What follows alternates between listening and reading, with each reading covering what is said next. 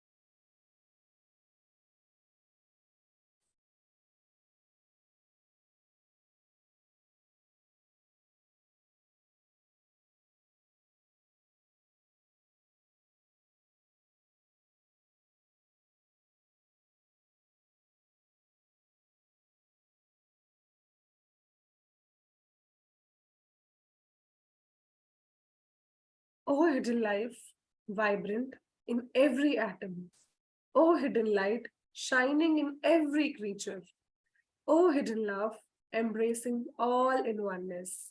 May each who feels himself as one with thee know he is therefore one with every other. Come back, everyone, and thank you for joining. With this, I would like to welcome Sister Suvrlina Mohanty. Sister Suvrlina is a life member of the Theosophical Society of India since the year 2003. She has addressed n number of youth camps on motivating and leading youth. She is associated with NGOs and organizations working for holistic development of children. She founded a new lodge, Prayas Theosophical Lodge, in December 2017. And the members of the lodge are mostly young children and youth for whom she conducts weekly meetings and also seminars and special study classes and workshops from time to time. She is actively participating and conducting weekly sessions of the Young Indian Theosophists group. During her membership of last 20 years, Sister Suvrlina has also been an active TOS member working for poor and unprivileged children. She took charge of the TOS Delhi region in 2016 as a regional secretary and has been dedicatedly working under the guidance of senior members of the TOS. And she has recently been selected as a national lecturer of the Indian section. With this, let us all welcome her for today's session. Over to you, ma'am. Thank you, Kritika. So basically, we have been studying this small book, At the Feet of the Master, and everybody who's a part of the Theosophical Society, I'm sure this is the first book people start reading. People are recommended reading. Okay, and though it looks very small, but each of the pages here in this little book has tremendous power. Every word, every sentence, every phrase, every passage, and the 4 qualities which are mentioned in this book, I am going to take up the third one, that is good conduct. We already had 2 speakers talking about the last 2 qualifications. So today I'm going to talk about good conduct, referring this book and some of my own experience and some storylines. Now, if you all recall, there was this marvelous doctrine of Lord Buddha in one single verse: cease to do evil, learn to do good, cleanse your own heart. This is the teaching of the Buddhas. I'm glad that today I'm going to present good conduct as a topic, one of the 4 qualifications from this theosophical book, At the Feet of the Master. See, how do we conduct ourselves in our day-to-day life matter the most. Our daily life speaks about it. There are various aspects of good conduct in general as we observe around, observe within, observe without. I'll touch upon each of the aspects during my talk. And the first and foremost quality is of self-control, as the book has rightly mentioned. So in order to understand the good conduct, there are 6 points. Let me just read out from the 45th page of this book. The 6 points of conduct which are specially required are given by the masters as self-control as to the mind, self-control in action, tolerance, cheerfulness, one-pointedness, confidence. So I'm going to touch upon these 6 points in next maybe 40-45 minutes. So let us now concentrate on self-control as to the mind. The human mind is not only the most wonderful, beautiful thing in the creation, but also it is the greatest problem of man who's trying to tread the path towards perfection and enlightenment.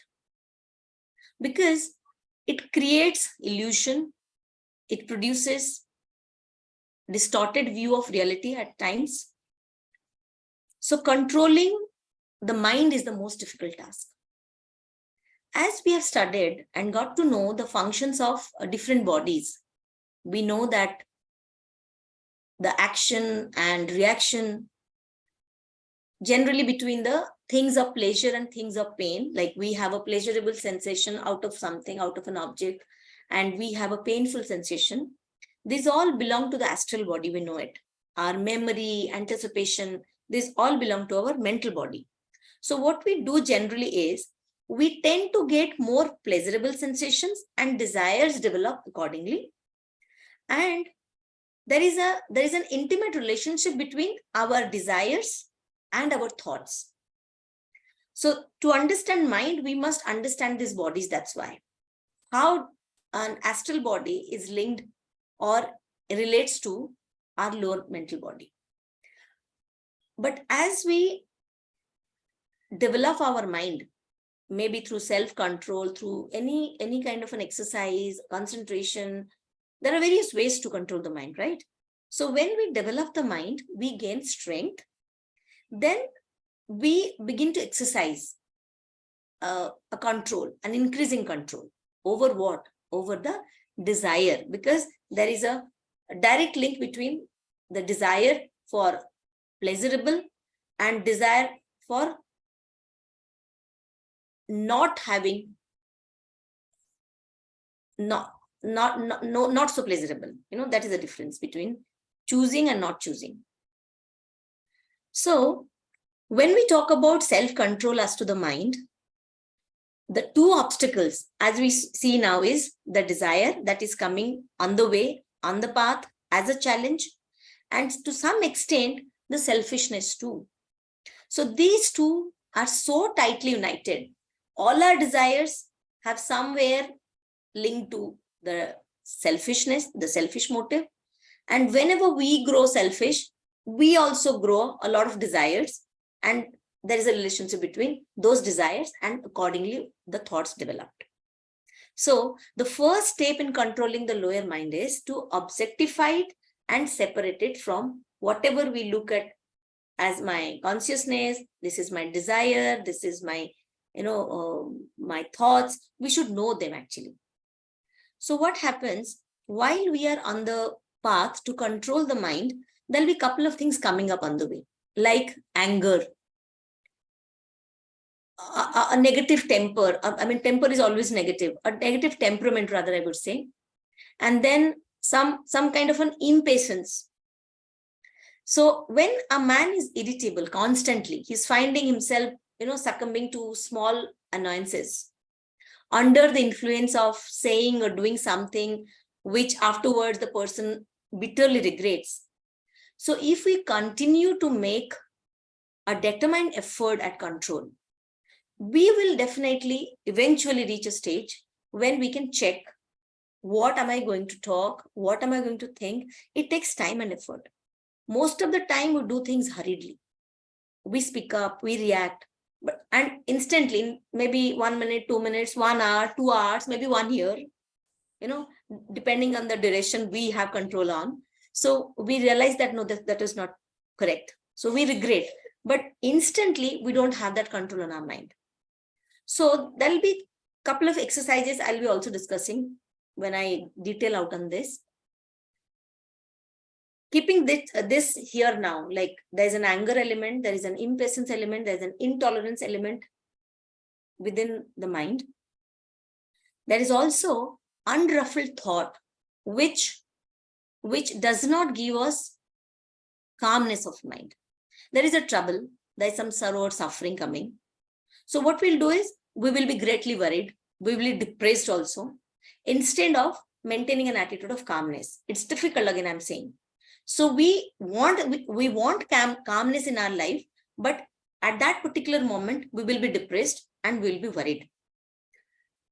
So what do we do is, whenever we see there is some unruffled thoughts coming into my mind, so whatever forces coming onto my lower vehicles, if at all I can try that me, the true me, the soul, stand above all these things. So this is a self-talk, I would say. This is something which we need to repeatedly saying ourselves, that I am not going to allow myself to be disturbed. We will be disturbed. Still we will be disturbed. But it's a habit we have to form if we really want not being disturbed by unruffled thoughts. The aspect of controlling the mind also talks about courage. Courage to face the trials and difficulties without the fear. So this book talks about you have to face every trial and difficulty without fear. So what comes to my mind is, fearlessness comes from conviction. I can only be fearless when I'm strongly convicted. Yes, this is what I understand. And when we are fundamentally clear about things, we are fearless. So when we detail out later on towards accepting things, and the law of karma and everything we already read through our theosophic literature. So courage is a part of that. Acceptance gives us fearlessness. Conviction gives us fearlessness. Fundamental clarity gives us fearlessness. So when we are fearless, we are more courageous. This book also talks about avoiding worries over little things. So one thing that came to my mind is, everything, literally everything is temporary.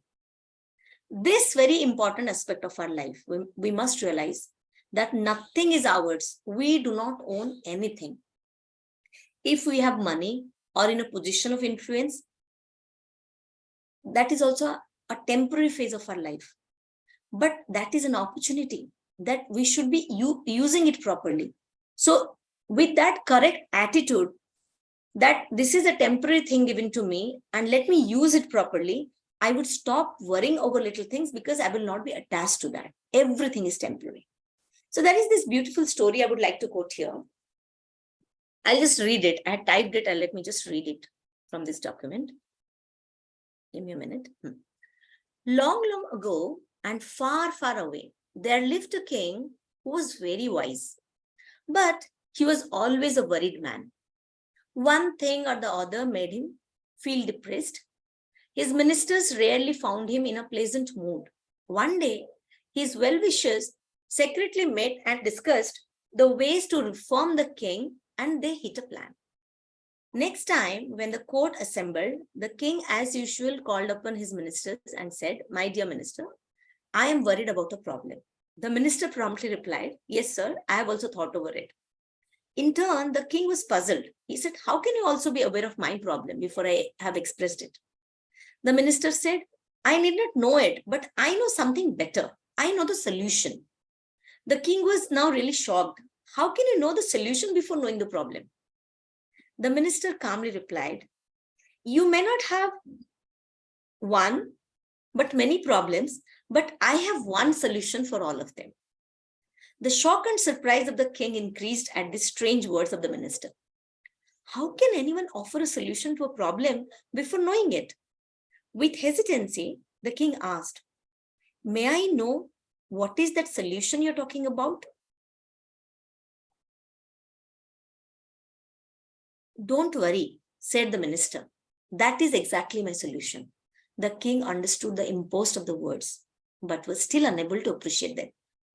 "How can I not worry when there is a problem?" "Sir," said the minister, "has your worry solved any problem any time?" "No," said the king. "When such is this case, why worry and expect to solve anything?" The king at last realized the folly of his worries. This ancient story reveals that worry never solved anything. So instead of worries, we should keep on working towards solving them than worrying. So outside worries, sorrows, sickness, if we just look at them closely, these are results of past actions. So we must bear them cheerfully. Instead of being worried, let us face them. We cannot change them, but we can choose what to do now. Every time we decide not to worry, there will be hundreds of situations coming on our way to test us. In my recent talk in one of the forums, I was talking about this life is a test. We are being tested. That is the good sign. And if we are worried, that is also a test. How soon can we come out of that? How soon can we come out of a depression? How soon can we come out of this wandering of thoughts? So there is another way to look at it also. Our mind should not be idle, because we are now focusing on the first point, control of mind. Okay, so mind should not be kept idle. So what we can do is we can keep good thoughts in the background to come forward the moment it's free. Whatever is suitable for us, a music, a person, a book, a good memory, a good movie, anything that suits us to keep us happy, let us keep those in store at back of our mind. We always say, no, at back of the mind, there should be some good thoughts. Whenever we are feeling low, whenever we are feeling challenged, whenever we are feeling that, no, I'm not able to control my mind, I'm actually being dragged, my mind is wandering. So at least I will try to go back to my library of good thoughts and ponder on one of it. The best way of dealing with an evil thought which tries to enter our mind is to turn our mind instantly to some other thought, preferably of a high character. The mind can think of only one thing at a time. That is the peculiarity of the functioning of the mind. So the moment we turn the attention from one thing to the other, so the first thought will eliminate. And the higher thought, the moment we start dwelling upon, it will give away a good impact. It will give some good impact on, whatever wandering thoughts or thoughts which are not very useful to our mind. So we will kind of kill them then and there. So that's why talking about control of mind. So one is keeping certain things in our back of the mind, some good things, not worrying, and also using our thought power every day. I think we talk about it much in most of our forums. So let us use our thought power. If I am able to give a good thought to somebody else outside, why can't I give good thoughts to my own self? Can't I absorb in a good thought? So thought power exercising is another way to self-control of mind. Now the second point, self-control of action. Now what we see is, we all know that thoughts result in actions. Action is only the manifestation of what is within, and where the thought is pure, the speech is true and right, the action must be noble, good. We read in Creating Characters book, there was a reference to Chandogya Upanishad, wherein it was written, man is a creature of reflection. What he reflects upon, he becomes. It's a very clear-cut formula. The way I would think, the very way I would act. Mind your own business is one thing. It's written very clearly in this book. Like if somebody is asking you to help, go and definitely do the help. If you feel that, okay, this person is needing help, at least go and do a little bit of cross-checking. Does he really need it? If the person does not really need it, there is no point interfering. Engaging in higher work. So when we engage in higher work, so action is doing, right? So when we do higher level of work, we tend to forget our ordinary duties of day-to-day life. So that means we have to be parallelly be alert, aware, what am I doing on a day-to-day level?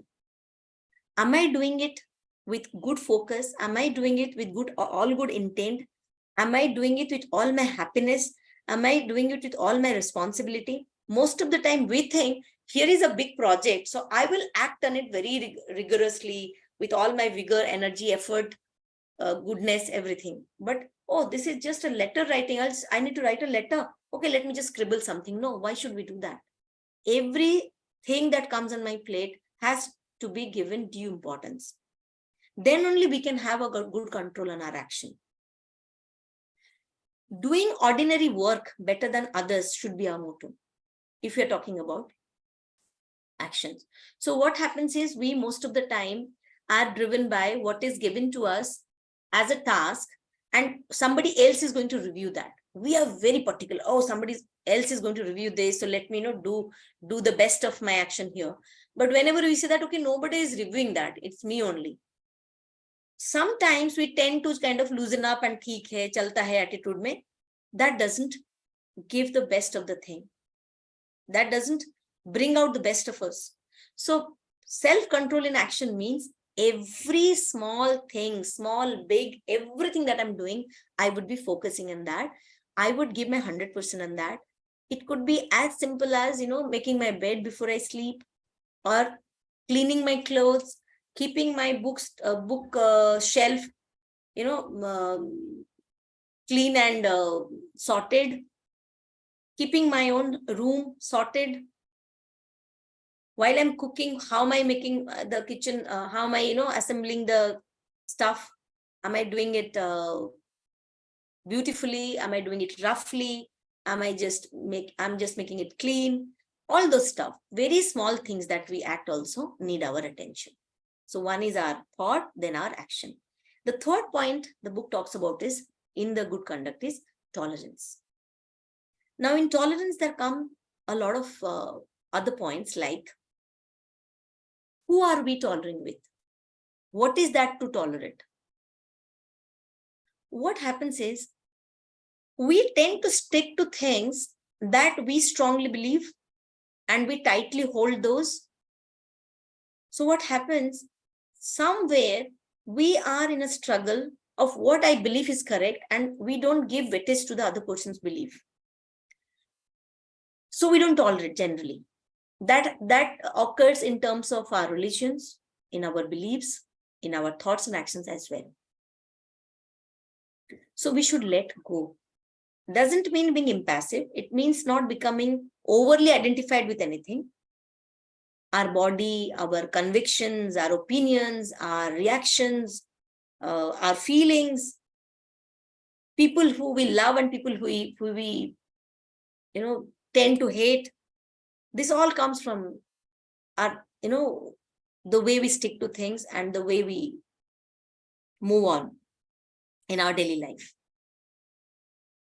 Because somewhere we have created a self-image, and that picture we carry everywhere, in our action, in our thoughts, in our words, in our relationship, relating to people, relating to places, relating to other religions, beliefs and thought, everything. So tolerance means not holding on to things very tightly and being rigid. Because if we are tolerant enough, we will be more understanding. We will be more helping. And sometimes we are also holding on to superstitions. We have our own prejudices because we have our conventional ideas. We have grown up with that. So any suggestion that comes on our way and we do not buy that suggestion or idea, we tend to ignore. We tend to kind of keep it aside. We become bitter sometimes. We hate sometimes. So what happens? We stick onto something, grow superstitiously in one aspect, and do not look at the other aspects sometimes. So that hampers this good conduct tolerance. Also, there was this aspect in this book, in one of those lines, it was saying, there are people who keep on doing many rituals and ceremonial things. It might seem absurd to us. It might seem, very not so useful, but let us be respectful to those.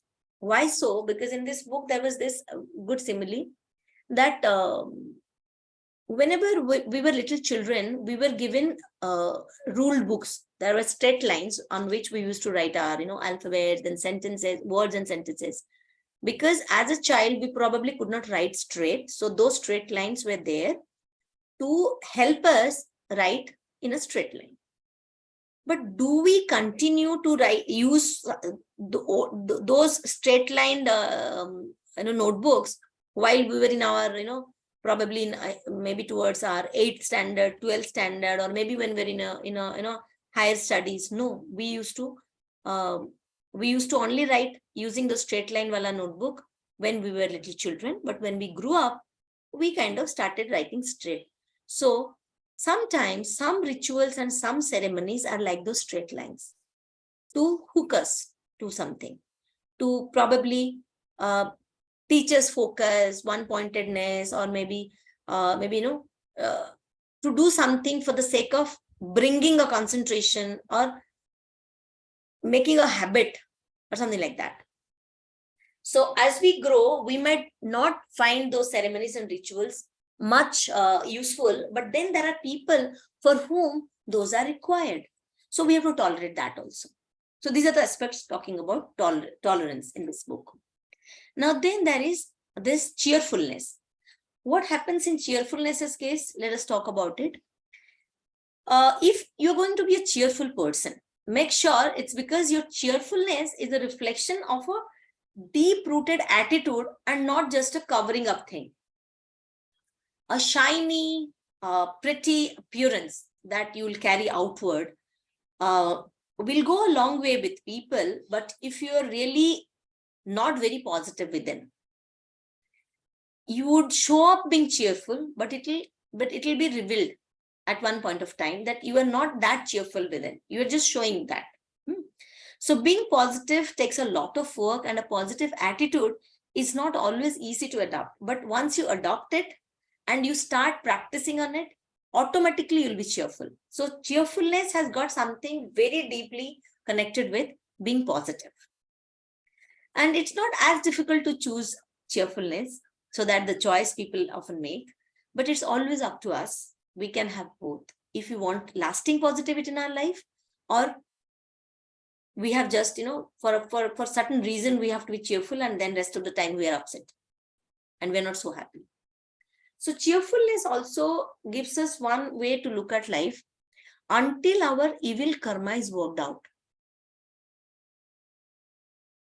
We cannot be free. Many a times people are not very cheerful, are not very happy going, because there is something bothering them. So if something is bothering them, let us, deep dive into it. Why it is bothering me? Somewhere probably I haven't accepted what is going on in my life. If something I am thinking is not so good with me, but then my karma is being worked out. Let me endure. Let me endure that. Many people can endure, but they do so very sadly. Oh, this is my karma. I have no other way. I have to go by it. So if I know that this is my, result of my past karma, and I have to accept it, so let me accept it cheerfully. Cheerfulness will come naturally when we are sorted, when we are absolutely clear about things. So no one who really understands the law of karma and believes in the law of karma can be really cheerful. If I really understand the law of karma, I would accept things cheerfully. So cheerfulness has to be understood in line with law of karma as well. Karma is a law, like any other universal law, like law of gravitation. So we have to understand it. The moment we accept, the more cheerful we will be in our life. Then, if you remember, I was talking about everything is so temporary. The moment we are ready to part with anything and everything, this is the sentence of this book which really hit me. Every time I read it, it hits me. Ready to part with anything and everything. Sometimes we have to part with something very close to our heart. Something will be lost. A very dear family member will die. A very dear thing which I hold on to my heart might be destroyed.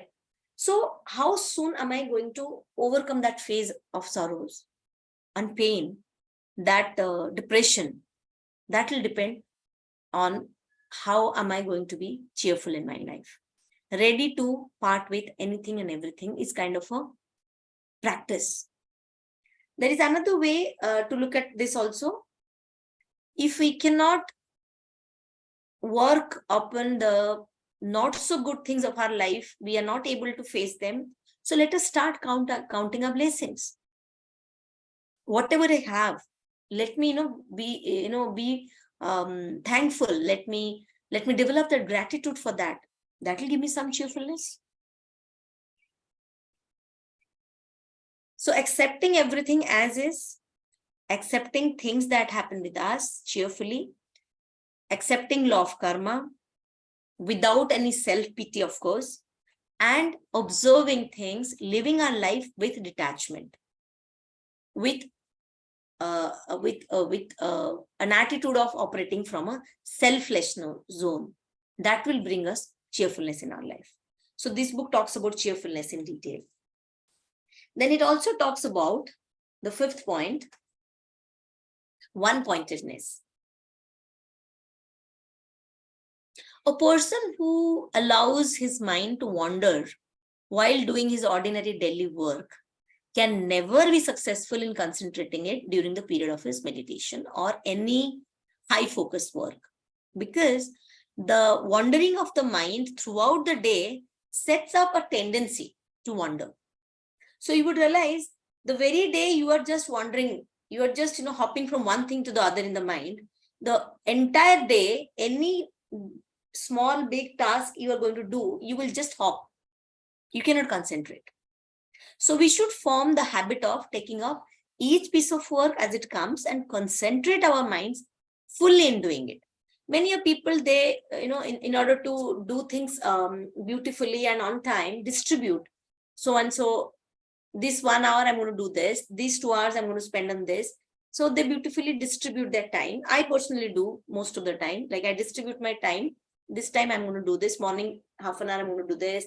4 to 5 I'm going to do this. Distribution helps. But at the same time also, whenever I'm doing that thing, I have to be there. Being there also helps. Like if I'm now talking to you, I have to talk to you guys only now. I cannot talk to you now and start doing a painting at the same time or doing something else at the same time. It will hamper my concentration. Unless and until there is something urgent, I have to do it. I might have to stop it here and then go and do that urgent work. So I might change my plan, but I cannot within that plan disturb my task I'm doing. That is what I want to tell you. So whether the work is important or unimportant doesn't matter. But I have to do it mindfully.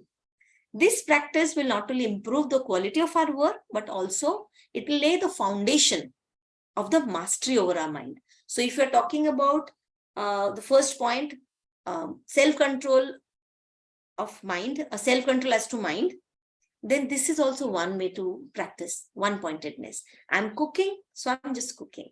I'm reading a book, I'm reading. I'm listening to somebody, I'm listening to somebody. Deeply, interestingly.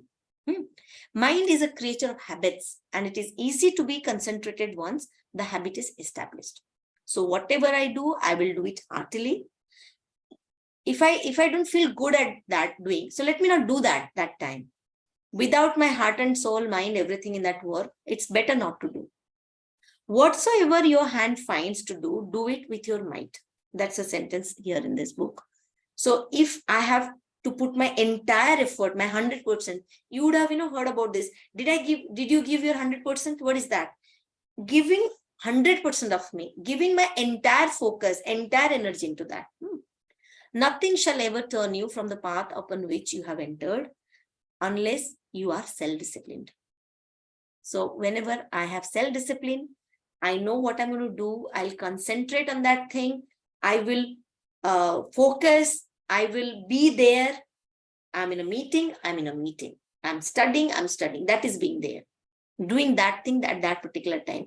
Physically being there, mentally also being there.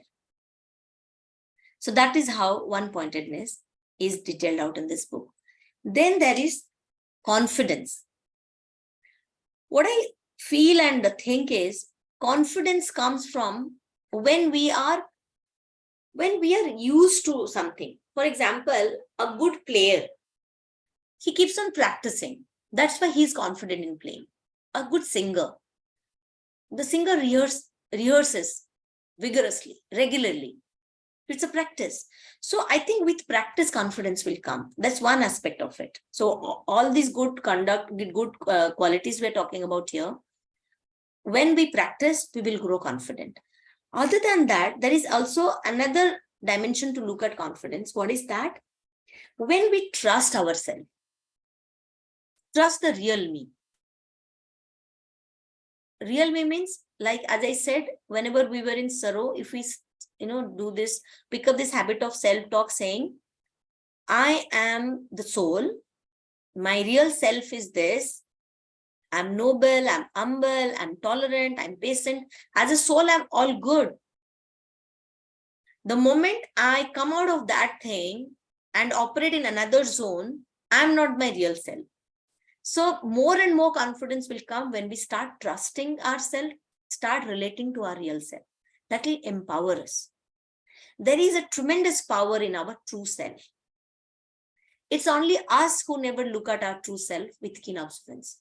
We only look at other things with good observance, but not on our true self. There is nothing that we cannot do if we will. Our will creates a path, and our will keeps us going, irrespective of all obstacle, test, and suffering.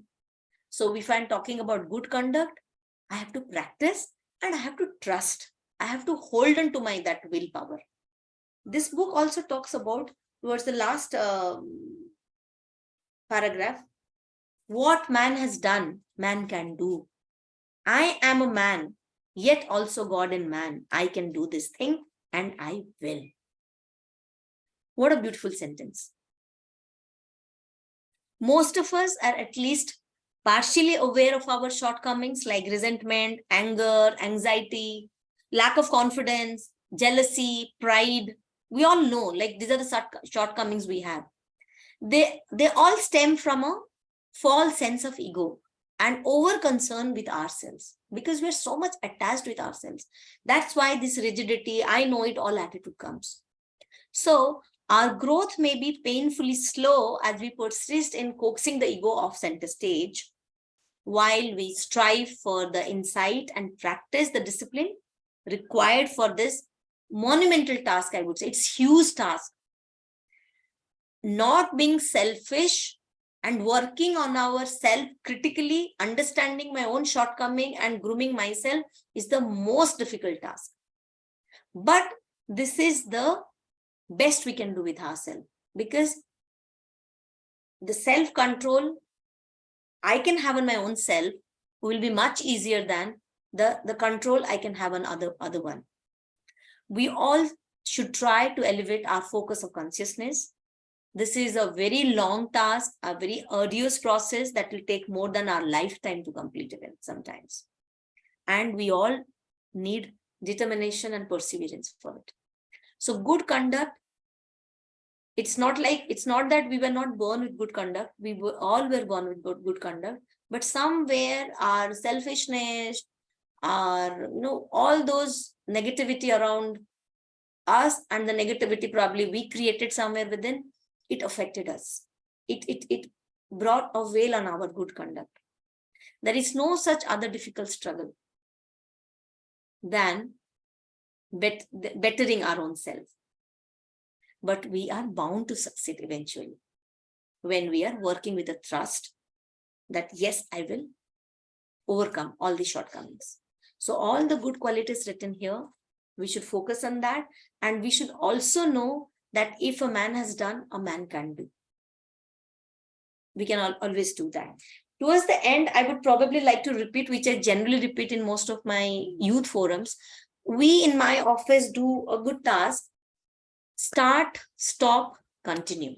I think I have spoken most of the time about it, but let me just repeat it once more. Start, stop, continue is a model wherein we can keep 3 columns of things. What is that I should start doing in my life? What is that I should stop doing? And what is that I should continue in doing? For example, somebody who has got this habit of smoking, let's say, I will stop smoking. Or I'll stop reacting as a behavior, let's say. And what should I start? I should start being punctual, let's say. I should start, if I'm not reading much, I should start reading something. These are 1 or 2 things I'm giving as an example. What should I continue? If I'm truthful, I'm honest, I'll continue to be honest. I'll continue to be honest with myself and with everyone. So when we hook into the idea of bettering ourselves, we would prevail good conduct, I'm sure. And let us start reviewing our own conduct every time, maybe on a weekly basis, or if we can do it on a daily basis, that's fine, or at least on a weekly basis.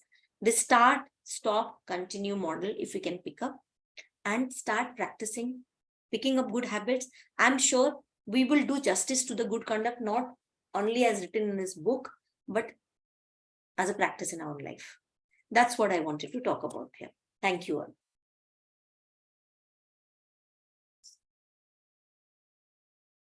Thank you so much, Sister Suvrlina. It was a very delightful session, rather, I would say, because you not only shared what is written in book, but also your personal experiences and a wonderful story, so that we can always remember that.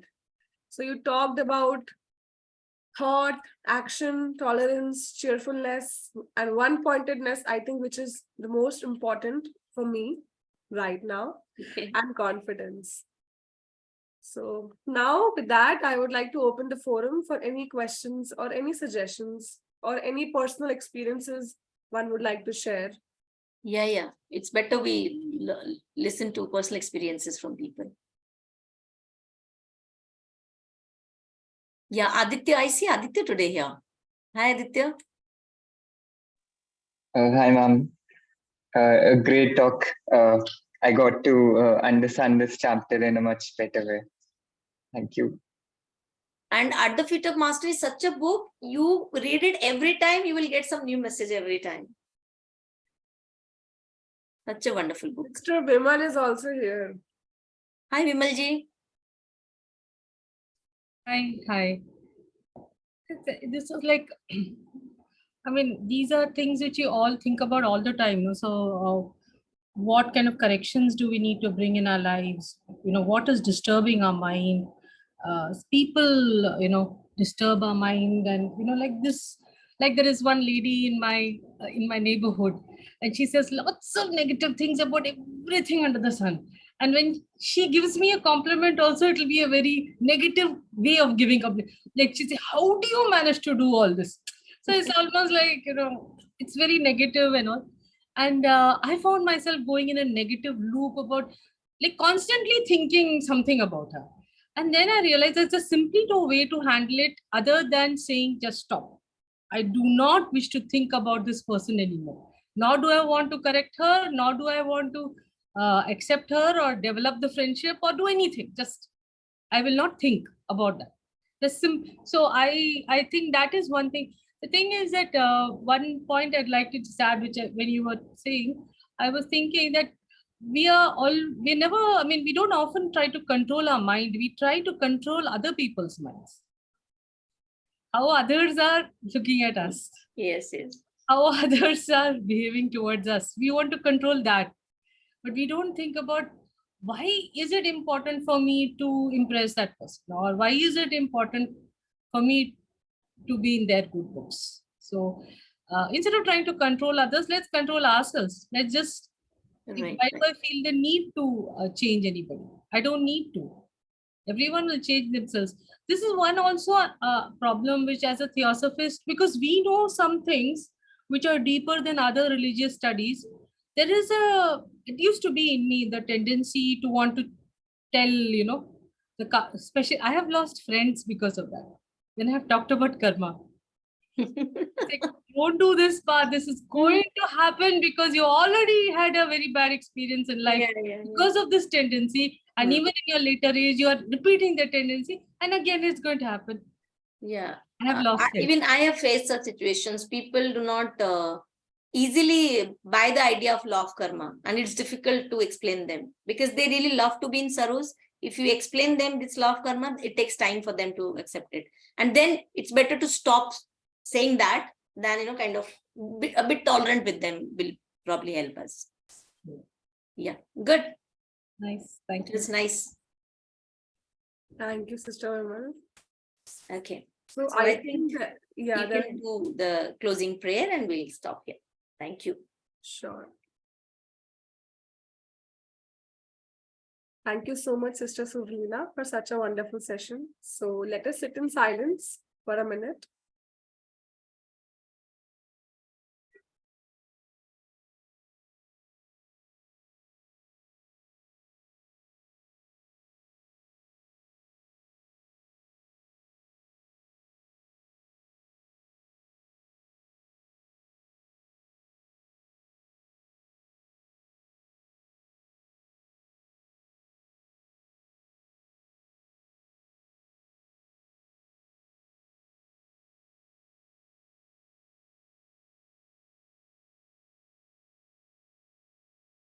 Om Sarve Bhavantu Sukhinah Sarve Santu Niramaya Sarve Bhadrani Pashyantu Ma Kaschit Dukh Bhag Bhavet. Om Shanti Shanti Shanti. Om.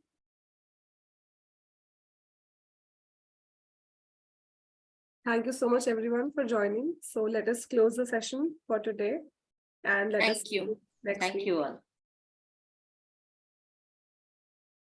Thank you.